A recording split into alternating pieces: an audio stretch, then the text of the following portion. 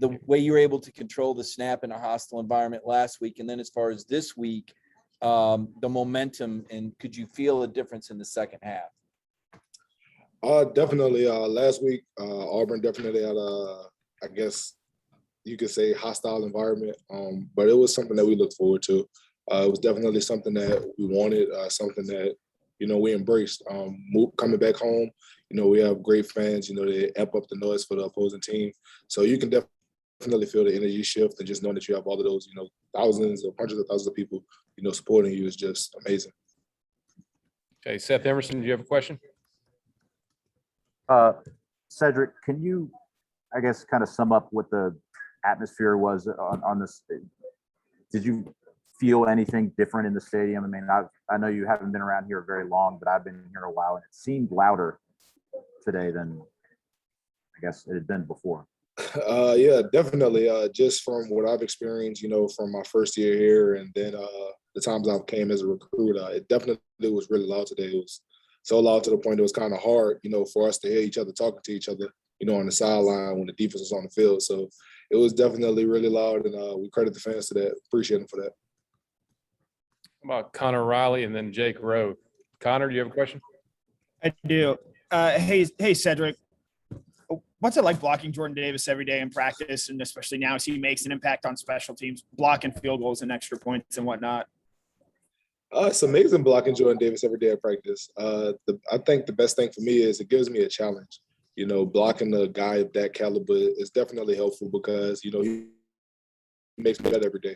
And, also, too, just being able to help him, he's told me as well that, I help him get better. So it's just iron sharpens iron thing, and it's a great thing to compete every day. Jake Rowe, do you have a question?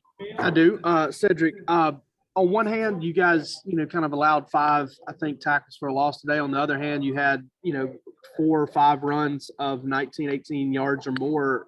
What kind of goes into, the up and down of that? It seemed like, it was almost a little bit feast or famine in the run game. Would you agree with that? And what do you think went into it? I'll say this. I think Kentucky had a really good team, great defense, but I think we adjust, man. Playing football, things may not always go your way, but you adjust and you keep playing ball. That's just the way it goes. You just, you keep playing, you keep chopping, and, do what you're taught to do. All right, next we'll go with Jed May, then Davis Baker. Jed? Yeah, Sedrick. Just what is it like watching this tight end room with the athletic freaks y'all got from Darnell to Brock and John? Just what is it like playing with those guys and seeing them, contribute on the field like they did today? It's amazing. Basically you have a bunch of athletic offensive linemen. So it's definitely a great thing, to have those guys playing next to you. And then, it's almost a sense of, I don't want to say entitlement, but just a sense of appreciation when you see those guys, catching passes and doing what they do, because those guys are the ones who are blocking right next to you and helping you contribute to the run game. So it's a great feeling.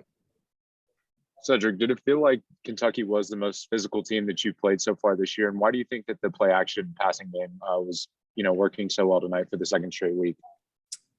I think Kentucky had a physical team, but we have a physical team as well. Every game, you go in with the mindset of you want to attack and you want to be physical. So it just goes into that. As far as the play action game, I think it's just a combination of, when you get to running the ball well and, you get a couple of pop runs, people start to, crowd the box a little bit more. So that's just really what it is.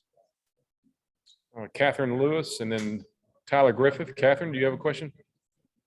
No question. Okay. Tyler Griffith. Hey, can you talk for a second about Jamari and then how important that he is to the offensive line? And then also, has he helped with you, contributed to your development? Well, I'll say this. Jamari is a great guy. Definitely a guy that I look to as a younger player. I look up to Jamari, just because he's always giving me knowledge and giving me the things that I need to get through sometimes. And I may not have it. So just having that kind of wisdom around you, it definitely helps, whether it's picking up on small things, safety rotations, and, different things like that, because he's been around so long, it definitely helps. He's a guy that I appreciate and a guy that definitely helps gets us going. All right, Ryan Dennis and then Reggie Chapman. Ryan, do you have a question? I think I'm good, Lynn. Thank you, man. Okay. Reggie, did you have a question? I'm good too, thanks. Okay. All right, we have a couple more minutes with Sedrick. We'll open it up. If anybody has any more questions for Sedrick. Yeah, hey Cedric, that fumble that Kendall jumped on there, how big was that for you guys? And what does it say about Kendall that he's able to make a heads up play like that? Well, it was unfortunate, but I know, me personally, I knew it was a fumble. So I kind of just remember just screaming to Kendall, go and get the ball, because I'm running right behind him. And I don't think Kentucky realized it yet that it was a fumble. So just having the awareness of like, hey man, this could possibly be a fumble because the whistle hasn't been blown yet. I think it was huge because you never know. Football is a game of momentum. So you never want to give the opposing team too much momentum. All right, Hey, do we have any Sedrick. other? Hey, Cedric, this is Chris Seidel from Hermiston Radio in Baltimore. Congratulations on the win today. What was it like being number one for the first full week of football? It feels good, but at the same time, though, we haven't really accomplished our goals yet. It's just really take things week by week and keep continuing to get better. I mean, it feels great and we're definitely appreciative, but at the same time, our end goal is not to be number one in week 7. Cedric, you strike me as a veteran. You're only a freshman, and yet you sound like an old hat at this. When did you start to settle in and feel as comfortable as you sound right now? First game, second game, when would you pinpoint it when you felt like you were really settled into those cleats? Probably fall camp. For me, it was probably fall camp. It was a mindset shift. Hey man, if my number's called, I need to be ready. I need to be able to make sure that I'm doing what I need to do, because if these guys are depending on me, I don't want to be the one to let everyone down. So I would say around fall camp, and also too, when Warren ended up getting hurt, and there were guys like Quay Walker, Jordan Davis, like, hey man, said we believe in you. Like, go and do what you know how to do best, because at that point, I was showing it in practice, but I was unproven in the game. So just having those leaders of the defense and guys on the offense to come to me and be like, hey man, we believe in you. So I would say probably around fall camp. Got time for 2 more with Cedric. If anybody has them? Yes, Cedric, it seemed like you guys, faced a little bit of adversity, specifically towards the end of the first half, hadn't played in, a game that close in a while. I guess, what was your mindset going into halftime and coming out and having that successful third quarter? Our mindset was just to keep chopping, just keep playing ball.